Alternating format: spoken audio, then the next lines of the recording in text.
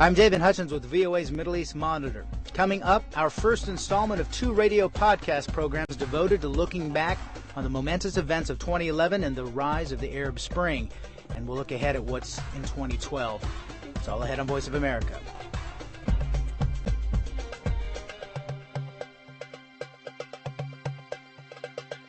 Welcome, everyone. We're going to break with our usual Middle East Monitor format today. Instead of looking at the top stories today or this week, we're going to spend the next half hour looking back at the momentous event to Syria, from Tunisia to Egypt to Syria. Few of us, and I'm sure few of you, could have anticipated what would have happened in the Arab world a year ago. 4 dictators either abdicated or thrown out, free parliamentary elections taking place across North Africa, and entrenched revolutions that may turn the Arab Spring into a frigid winter. We'll be taking a look at these events, how they transpired, and how we covered them and what it all means. In today's show, we're going to take a look at Tunisia, Egypt, and Bahrain. Now, I'm joined here in Studio 38 by senior reporters Cecily, Hilleary, and Mohamed Elshinnawi. And a little later, we'll be having our online editor, Jurij Hiltajczuk. Welcome, everyone. Thank you.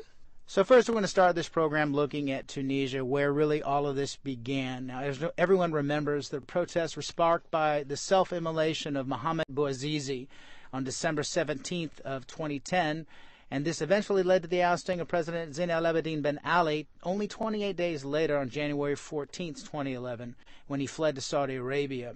Now, you remember Bouazizi was a Tunisian street vendor who set himself on fire after harassment from authorities, and harassment that supposedly, according to his family, had occurred throughout his career as a street vendor. That act and the spreading of this martyrdom, as many people referred to it, became a catalyst for the Tunisian Revolution and the wider Arab Spring, inciting demonstrations. Now, I was not with the Middle East group here, but I was coming on board. But you guys were here covering Tunisia. What was it like? How did you just think it was a run-of-the-mill story at first?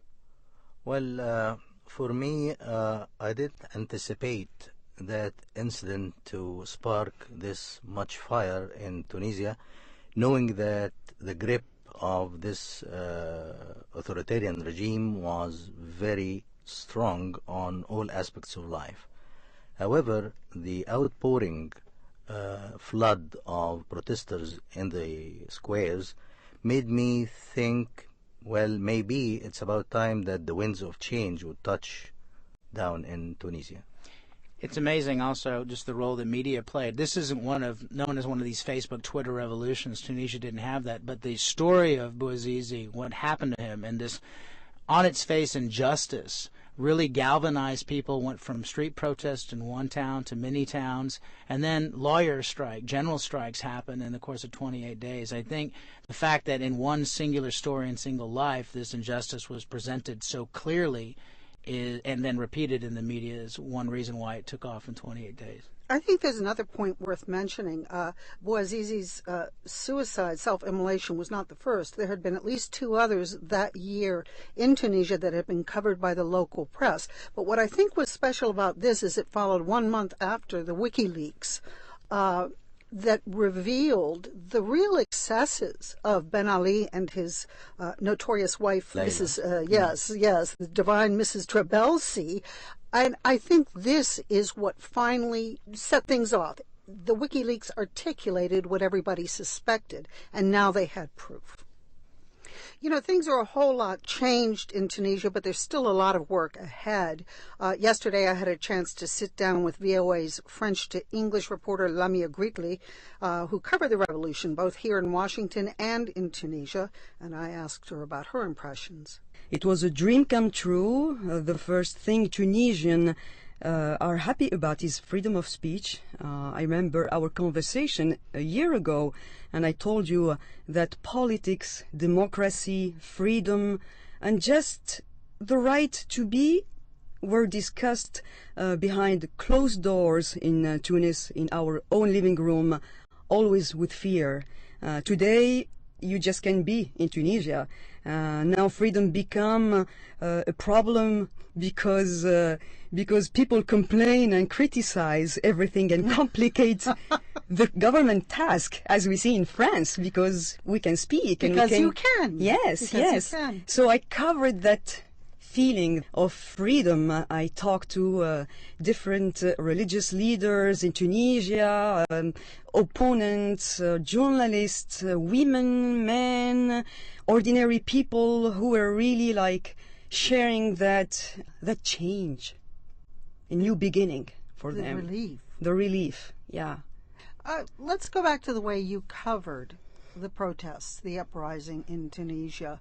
That was great. It was a whole different methodology, was it not? Yeah, it was, because before, under the Ben Ali, I couldn't even call there to have an interview, or if I had to cover a story in Tunisia, I will give the number, the contact to my colleague and say, you do the interview, because I'm afraid for my family, I'm worried about them, they can be jailed, they can just disappear, and I have 5 brothers and 5 sisters, and my mom, so I was worried about that. I couldn't really do my job as a journalist.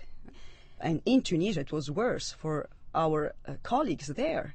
They had to praise the government, they had to praise the president and his wife and his family, just to please them. And they cannot write or say the truth or write about the truth. So much has been said about the role of social media in the Tunisian uprising. How big of a role did it play? I think it was great in organizing the revolution. It's like one word become 1,000 words and 2,000 and, maybe millions of words. And social media put together people, gave them strength to be together and to go outside, to defy that regime of terror, that police state. Also, I think it's worth mentioning how great a role social media played in getting images and news out of Tunisia, certainly for myself as a reporter, that I might not have been able to get otherwise. Oh, yeah, because international journalists were not allowed to be there or to... Well, here we are. Just a couple of weeks ago, a former dissident and veteran human rights activist, Monsef Marzouki, was sworn in as president, interim president for another year at least. What kind of mess has he been left to clean up? What are some of the challenges that are facing him in the next year? His first task is to put on track the Tunisian economy. He needs to reform the justice system.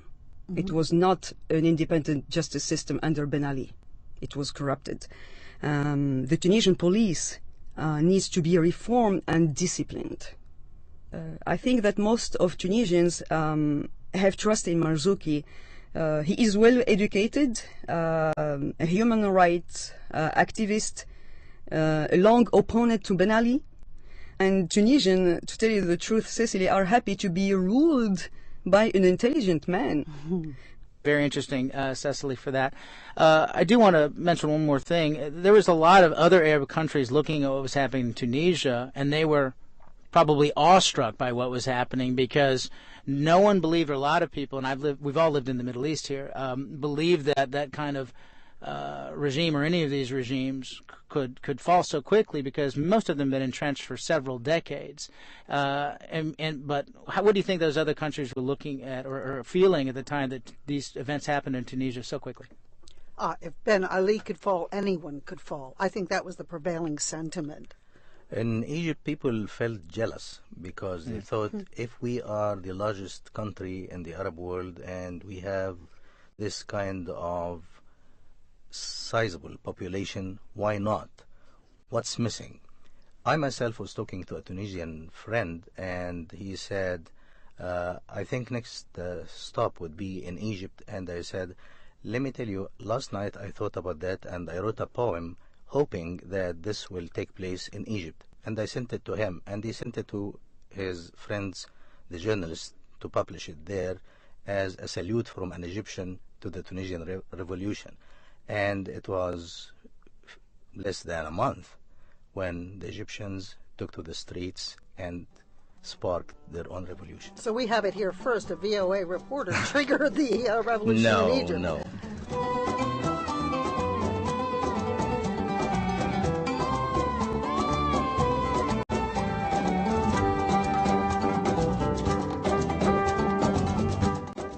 Well, since we're already talking about the Egyptian Revolution, and I lived in Egypt, you're from Egypt, Cecily, have you been to Egypt? No, but you lived in North Africa for some time. Absolutely. Okay.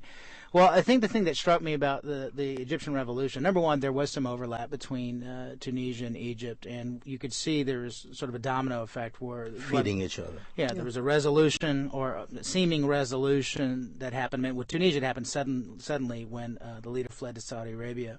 But Egypt is is the most populous Arab country. It's a completely different scale. Mubarak was a longtime U.S. ally. He was an ally with Israel. He was part of the ongoing Middle East peace process. Seemingly immutable.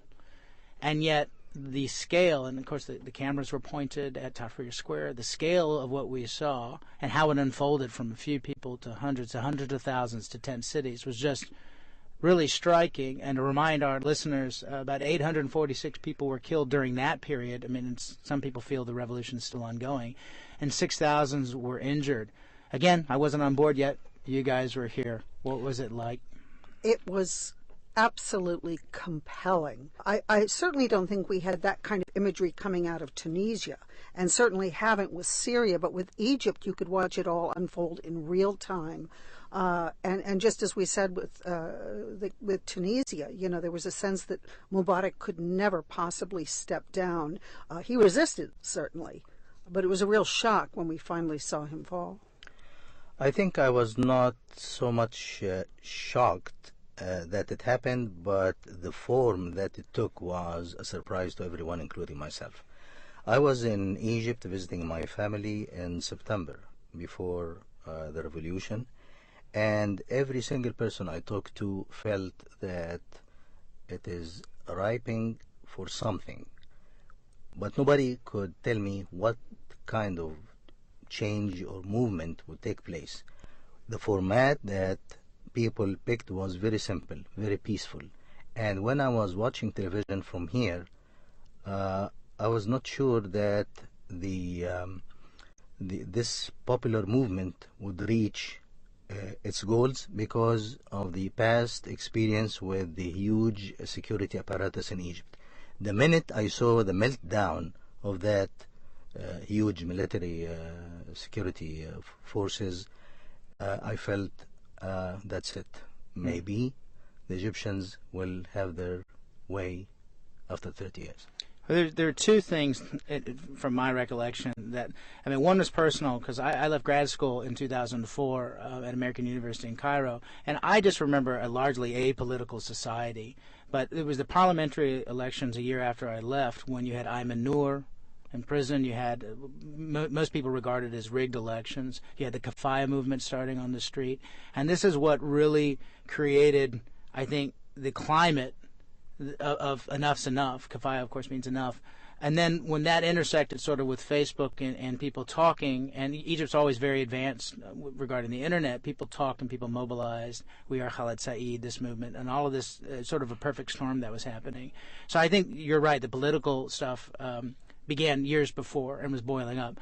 I think I wasn't really sure which way it would go. The thing that really struck me was on January 26th, if you remember, when the internet was shut down. Yeah. Now, this really showed you the intersection between new media and digital media, and basically how everything, commerce, your stock market, your businesses communicating with overseas multinationals, they use that same device too. And when you shut it down to sort of quiet people, you shoot yourself in the foot, but you also angry, you get people angry about the movement, because at that point it was never really a significantly Facebook or Twitter revolution. That started people in Tahrir. But the cameras were turned on Tahrir by that time. There's no way, all you had to do was turn on any television station to find out how many people were there and decide to march down there. So when that ante was up, and it was already high-stakes poker, I thought, that's it. The Mubarak regime went one step too far, and now it's just a question of time. For me, the most interesting aspect of it, and I question it now in retrospect, is the fact that the military appeared to side with the people. At the time, we were all told that the Egyptian people had a very special relationship with the military. So many of their sons were serving in the military that this was the reason. Now, looking back, I wonder if it wasn't just a brilliant calculation, brilliant strategy on the part of the military to not fire and to keep popularity that way. And it's not a matter of popularity as it is a matter of tradition. The Egyptian army was never against the Egyptian people. It never happened in the history of Egypt. What we are seeing lately is like some sort of individual behavior under pressure of throwing stones at them, that they resorted to this kind of violating the human rights of their own citizens, and that's being regretted by even the Supreme Military Command in Egypt. Well, Cecily, Mohamed, another thing I thought was interesting is looking how the United States and the Obama administration maneuvered during this period, because I think everybody pretty much thought, well, Mubarak will stay. He's not an awful dictator. He'll make some sort of transition. He'll cut a deal. And it was clear online and the statements coming out from the protests, like, we won't accept anything less than his removal. Well, what I'm sensing now, looking back, is the United States was playing the wise waiting game, because they can't rush into judgment and then regret it. So the first statement was, we believe that the Mubarak regime is stable. That was Hillary Clinton. And then when they saw the volume of the protesters, and they're going day after day, and things are not going back to the status quo, they started thinking of pressuring Mubarak to leave, and we heard President Obama asking him that time for change has come. And I think the thing to remember about the Arab Spring is this is something, Tunisia has never been a real strategic priority for the United States. The United States was involved with the Iraq War, trying to democratize that through conventional warfare. The United States was involved with development and diplomacy with Egypt for decades, ever since Camp David. Yet none of these things created the immediate sweeping change that actually began from the ground level and then worked its way up. And I think part of the reason why you went from Tunisia and Egypt then to all these other countries we'll discuss is this isn't something that was engineered from the outside. It was completely homegrown, completely Arab. But I think as the Arab Spring went on, you began to see leaders in other countries, such as Bahrain, blaming the uprisings on outside parties, and that's certainly been also a complaint in Syria. So we saw a shift throughout the spring, I think.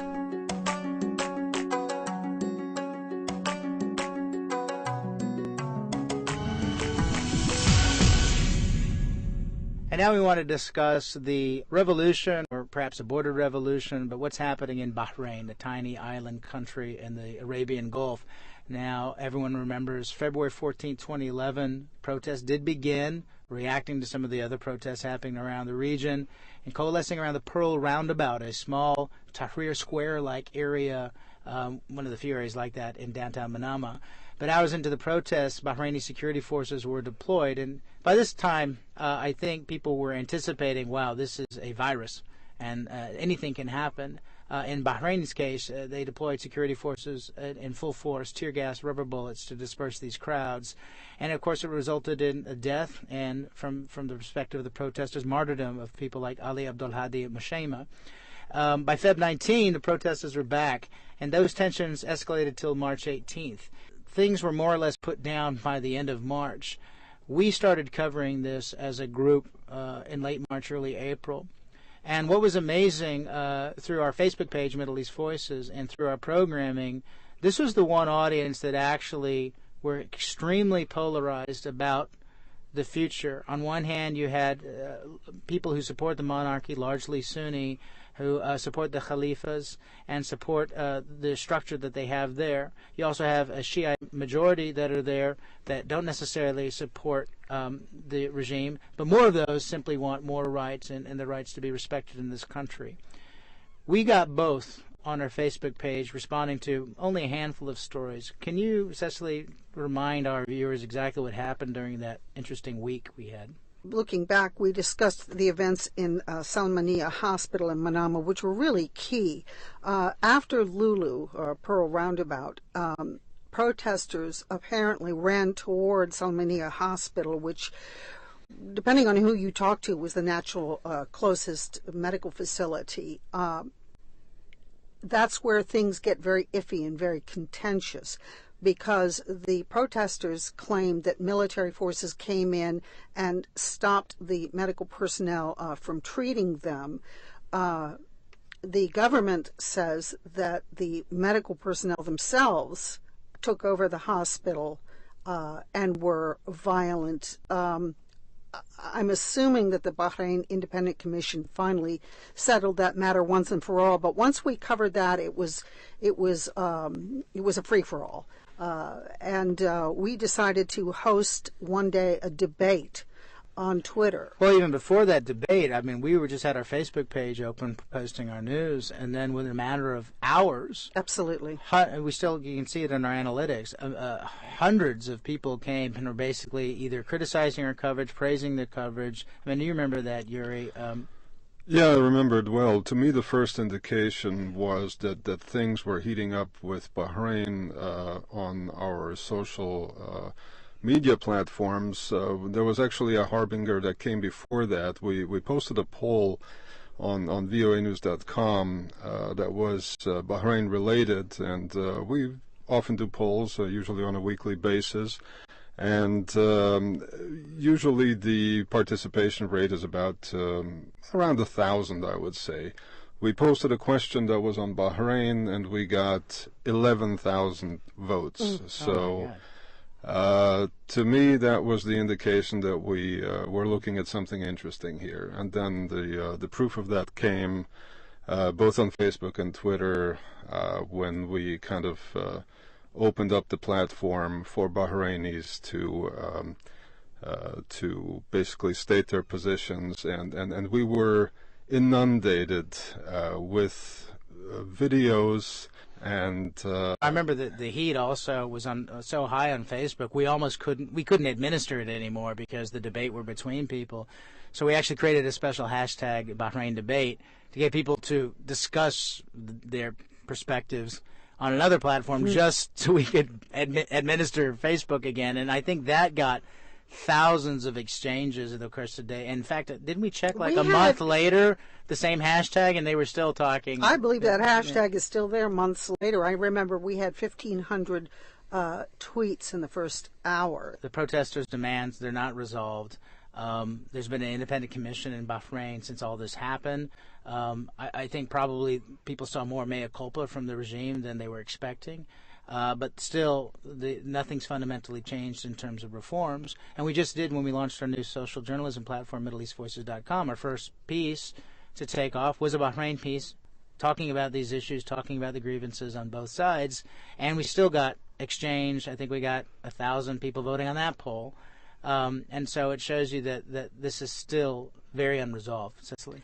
There's a point to make here, too. It is not that the Bahrainis are more involved or have stronger feelings about their revolution than anybody else. It's the great penetration of the Internet and Internet access. Just about everybody has access to a computer or a mobile phone. And that's part of what helped make the debate. And I think if Syrians could, they would be as involved with us as the Bahrainis were.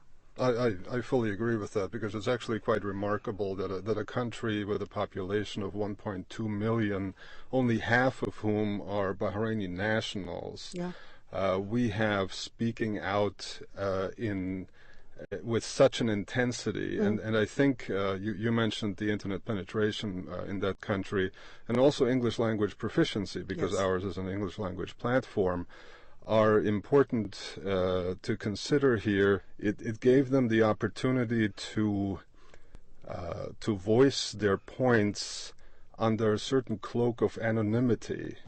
Well, we could probably talk for hours and hours about the Arab Spring.